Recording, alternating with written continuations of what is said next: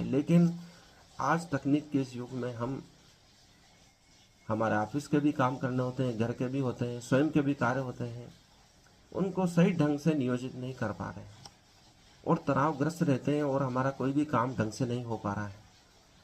कृष्ण गीता में यही समझा रहे हैं कि कैसे प्रत्येक कार्य को सुनियोजित तरीके से किया जाए।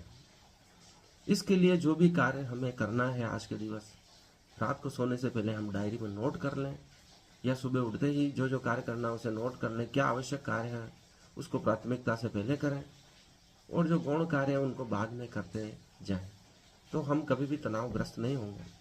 ये 18 अध्याय हमारे दैनिक कार्य करने की विधियां हैं ताकि हम तनाव मुक्त होकर प्रत्येक कार्य को सुंदर तरीके से कर सकें और इस भीषण महाभारत जैसे रण क्षेत्र में अपने आप को विजयी बना सकें, वो भी बिना तनाव के, आनंद पूर्वक। यही कला हमें गीता सिखाती है। इसके लिए कोई विशेष तैयारी नहीं करनी है, क्योंकि मैं हर क्षण तैयार हूं प्रत्येक परिस्थिति के लिए। वही कृष्ण अर्जुन को समझा रहे हैं कि ये जो परिस्थिति प्राप्त हुई है उसमें मोहग्रस्त नहीं होना है, सिर्फ अपना कर्म करना है, अपना कर्तव्य करना है, जो नित्य कर्म है वह करना है, स्वधर्म वाला कर्म करना है, दृष्टारूपी कर्म करना है, भक्ति भाव परमात्मा को मन में रखते हुए कर्म करना है, सुख दुख के समय कर्तव्य करते हुए कर्म करना है, योग कर्म शुभ कौशलम के द्वारा कर्म करना है। यही भक्ति मार्ग है, यही मोक्ष का मार्ग है, यही सिद्धि का मार्ग है। आज से हम अध्याय 5 भगवत गीता का अध्ययन करेंगे। यह जो अध्याय 5 है कर्म योग की शिक्षा देता है। कृष्ण भावना भावाधिक कर्म।